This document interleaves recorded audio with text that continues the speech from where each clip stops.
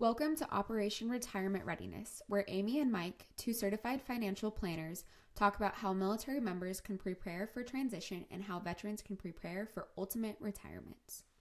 This podcast represents the views of the hosts and any guest. It is for informational purposes only and should not be considered tax, financial, or legal advice. All information is regarded to be from reliable sources. The hosts are not responsible for any losses, damages, or liabilities that may arise from the use of this podcast. This podcast is not intended to replace professional advice. Hey, Mike, how's it going? Good. How are you, Amy? Doing well. So today, just to jump right into things, today, we're following up on our last topic about budgeting. And we talked about how people really don't enjoy budgeting at all. But there are times when having a budget and understanding what your expenses are incredibly critical. And so today we're going to talk about one of those times, and that is for folks who are getting ready to retire from the military, and whether they are going on to another job, private sector or government job, or starting a business. Understanding your expenses and being prepared for those is absolutely critical. But it's really difficult for folks to understand how to plan for an income shortage if they're not even sure what their expenses are, and that's where budgeting comes in. So Mike, what are your thoughts around that? First of all, you hit the nail on the head with, this is one of those times that's incredibly important to budget. Transitions are hard. Switching jobs, retirement, ultimate retirement, all those things are huge stress events, and adding the financial uncertainty on top of it makes them even worse. If you don't know what your expenses are, it can be challenging. The big rule of thumb that I like to tell folks is just save more.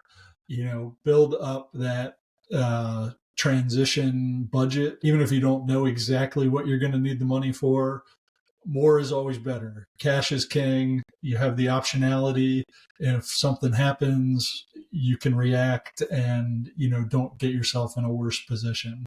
So, whether that's just building a separate fund for a transition or, supersizing your emergency savings, those are kind of the key things that I like to think about when I'm looking at transition funding, especially military retirement transition funding. Yeah, I agree. More is better, because not only do you need to understand what your normal everyday expenses are, there's going to be expenses that we didn't have to think about when we were on active duty or when we were in the military. New things like buying business attire, which is expensive, and you need more of it. It's not the same thing every day. If you're moving, purchasing a new home or upgrading the current home that you're in. I'm kind of thinking back to what my expenses were when I retired. But Mike, what additional expenses did you have as you were retiring? So the one thing that I think a lot of people may overlook when they're doing this is actually all the things around the retirement, the ceremony, the gifts that you get for, attendees, the reception or party afterwards. If you've got family or friends coming in, hosting all that, while probably not a huge expense, it is something that if you're not thinking about, comes up. One of the big things, we moved cross country, and so bought a house. So you have all those expenses. And one of the things that you're used to when you move, when you PCS, is dislocation allowance. Well, you don't get dislocation allowance on your last move. So that's typically several $1,000s that, is useful for shutting off utilities and, you're starting new utilities at your new location. That's all on you now, and there's no money there for that piece. So those are some of the things that I think about as the immediate expenses that come up when you're transitioning, and a few that you may not think about when you're doing the big picture look at job and clothes and things like that. Yeah. I stayed local, but you're absolutely right. I ended up spending quite a lot of money with, in terms of having a retirement ceremony and recognizing the people who had helped me throughout my career. Like I said, I stayed local, but I took a job with a large financial services firm. So I was buying business suits and all that kind of stuff. And there is always a gap in income. So even though I had a job walking, when I retired, um, I still had sort of completely, you know, I wouldn't say completely unexpected, but uncertain. I wasn't exactly sure what my income picture was going to look like. So even though I had a job, I wasn't sure what my income picture was going to look like in terms of timing. So when my paychecks were going to start, your retirement paychecks, things like that. So in addition to understanding what your expenses are, so your day-to-day expenses, anticipating the new expenses that you may face as you transition, whether you're staying where you are, you're preparing to move again, um, and all of the expenses around the celebration of your retirement, you will also have to understand what the income gap is going to end up being. So you have sort of two uncertainties there, the expense side and the income side. Because depending on the job market, you might not be unemployed for some period of time. If you plan to go to the government, there are certain cases where you have to wait 6 months before you can take a government appointment. Even if there isn't a waiting period, onboarding with the government can take, I've heard of it taking up to 3 or 4 months to onboard with the government, sometimes longer. And if you're planning to start a business, I know a lot of military service members, like us, start businesses. So there's a good chance that you're not only going to have to go without a paycheck, but you're going to have enough cash on hand to also keep the business going. Yeah, that's all those are great points. And, speaking of the gap, one thing that until you kind of start looking into this, you may not realize the gap between when you hit official retirement and you get your last paycheck and then when your retirement pay actually starts. So, we'll just use an example. Say you retire 30 September. Typically, you get paid that day, but uh, all of the services hold that last paycheck a little bit to just make sure that everything is correct. So they've reduced the time. It used to, some people horror stories of it being 45 days before they get their last paycheck, but they've gotten better. I think mine was within 2 weeks, and I think most of the other services are about that now. So you'll have a little bit of a gap where you won't get that last paycheck, and then your retirement pay won't actually start till the end of October. So the end of the month. So there can be a gap there, and then the other piece is your retirement pay is typically quite a bit less than the full paycheck you were getting. So that will be a kind of shock to the drop in income that you'll see there. So having a plan for that just month time frame is incredibly important. If you're not, if you haven't started work already while you were on terminal leave or something like that. So Yeah. And the other point to this is that your income timing. So we've always gotten paid on the 1st and the 15th, or maybe just one time a month, depending on how you chose to get paid. But most people, you're getting paid on the 1st and the 15th. The tempo of your paychecks is likely going to change. There are some companies that pay on the 1st and the 15th, but the government pays every other week. So 26 pay periods in a year. 2 months have 3 pay periods. Most of the months have 2 pay periods. A lot of companies do that as well. Some companies pay one time a month. And then your retirement paycheck is only one time a month, period. So there's no way to split that up. So in addition to sort of the uncertainty around what your income might be, the timing could change. So you'll have to pay attention to how your bills are hitting, and just make sure that you've got the right amount of cash, one on hand, but two also in your checking account, because you've gotten used to a certain tempo of paying your bills, and your income comes in, it covers those. So we talked about, more is better, but just to kind of give you some sort of target to shoot for, it's still a good rule of thumb, 3 to 6 months of expenses to be on hand, absolutely accessible and ready to go, just to give yourself some breathing room. Yeah, that's so true. And before you touched on the business owner piece or going, trying to be an entrepreneur, um, you may need a bigger cash cushion than even the 3 to 6 months that folks typically recommend. It can be 12 months, 24 months that you need living expenses if you're the, sole income in a family, or if you're single, and building out a good solid plan. I know that's what I had to do, and don't use rosy projections is kind of key, because that can force you into bad decisions if you're like, I've got to have money coming in. If you say, oh, I'm going to be profitable within 6 months, and it takes you a year, that can be bad, and it can force you to either abandon the entrepreneurial journey, or have to scale it back considerably. So just having an understanding of what you want to do. Another thing that some people like to do is take a sabbatical, take an extended period of time off, maybe even beyond terminal leave. I think that's a great idea. It's a good break in your life if you decide you want to change career paths, and maybe you need to do some schooling, maybe you need to refine some skills, or you just want to go and do some self-improvement stuff, or even just relax. But building that budget out across whatever amount of time that you project to be without income coming in other than your retirement pay and maybe VA disability is important to making sure that your plans come to fruition. Exactly. And, facing a military transition, there's a lot going on. It's a very stressful event. We've talked about that. But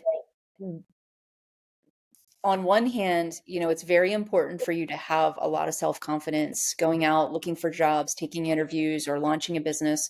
Those things require you to be very optimistic. They require you to be very positive about, positive with your self-talk, things like that. When it comes to preparing your budget, that is not the place to be rosy. That is the place where you should be really brutally honest with yourself about how long you may experience an income gap between the expenses that you will have, and the income that will be coming in with just your retirement pay. It's also not the time to be overly optimistic about what your VA disability decision might come back looking like. The earliest you're probably going to see any sort of VA disability paycheck, if you will, is a couple months after you retire. And it's not always in addition to your retirement. Sometimes it's going to offset the amount of money that you receive as you go through the appeals process. So, it's on one hand, it's important to be very optimistic and to, take good care of yourself from a mental standpoint and emotional standpoint. But from the budgeting angle, it's really important to be brutally honest with yourself. And just not just on the income gap, but also being brutally honest about what your needs expenses are, meaning what portion of your budget do you absolutely have to fund? So you have to have a place to live, you have to have electricity, you have to have transportation to get enough money to transport yourself around. So whether that's a car or public transportation or whatever, there's certain things that you have to do. What are the needs in your budget? Because you will not cut your budget to zero, no matter how much you like to save. So you have to be brutally honest about that, and then you have to be brutally honest about what standard of living your family is willing to accept in the needs side of things. And last time, Mike, we talked a little bit about sort of the budgeting process and things like that. Can you just kind of revisit or recap what we talked about last time in terms of building a budget?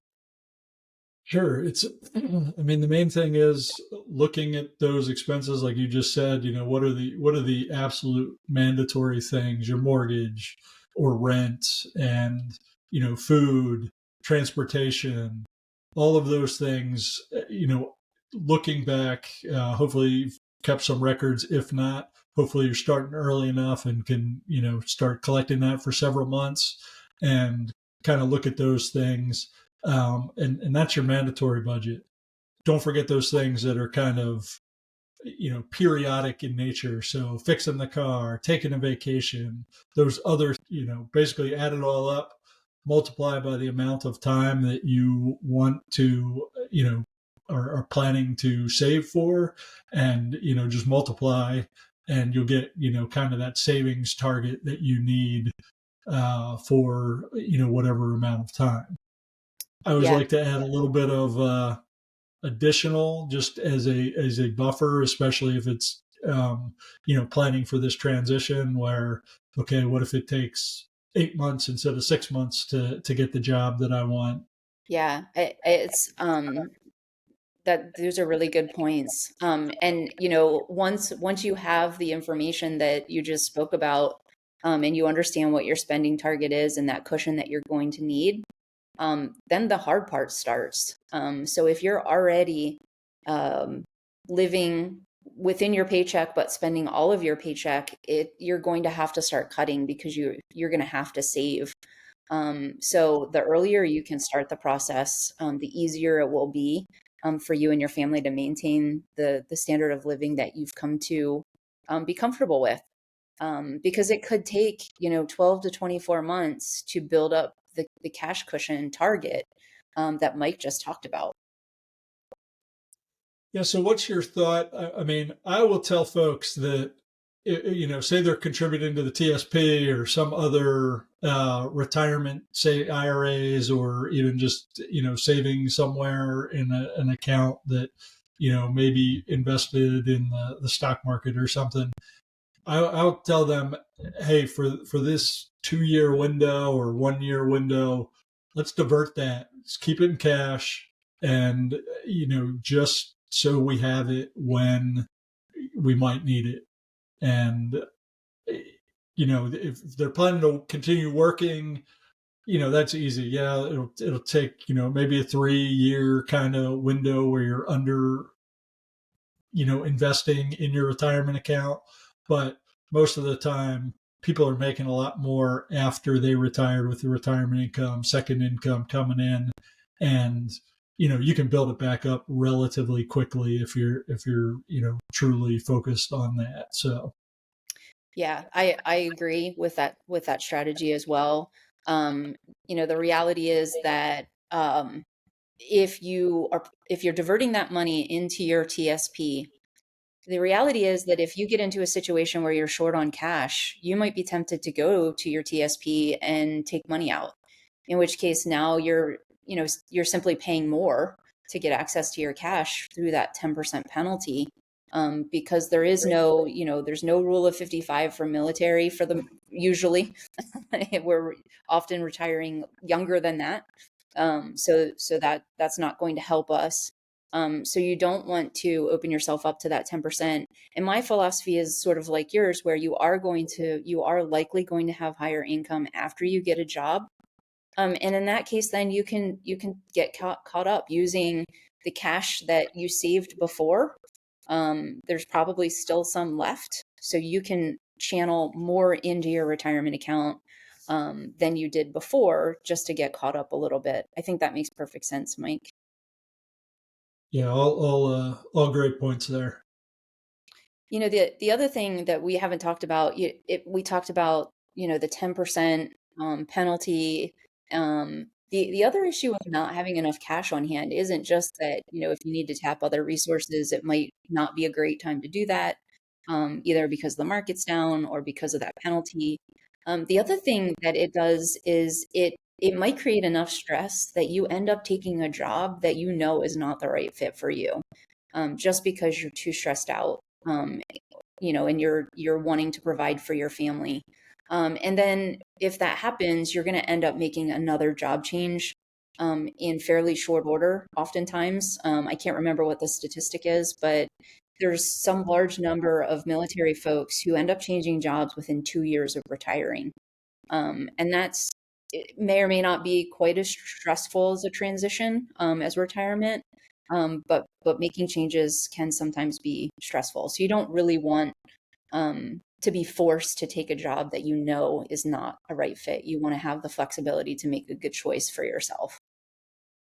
Yeah, great point. Yeah, it is I don't remember the statistic either, but it's significant, like you said, that folks change jobs. And some of that's just, hey, you've been doing something 20 plus years, and don't know what's the other side is like, and so it happens even if you're not financially stressed. But definitely being forced to take something you don't like is suboptimal. And in terms of giving up a little bit in the short term in order to fund that emergency cushion, the reality is that creates a habit of discipline and sticking to your budget, which that habit is going to be valuable to you as you endure the income gap between military retirement and being able to start that next job. Before we get into sort of wrapping things up, the last part of the transition, of course, then is once you've found a new job, if you've depleted your emergency fund as you got through that transition, it's time to rebuild that back up.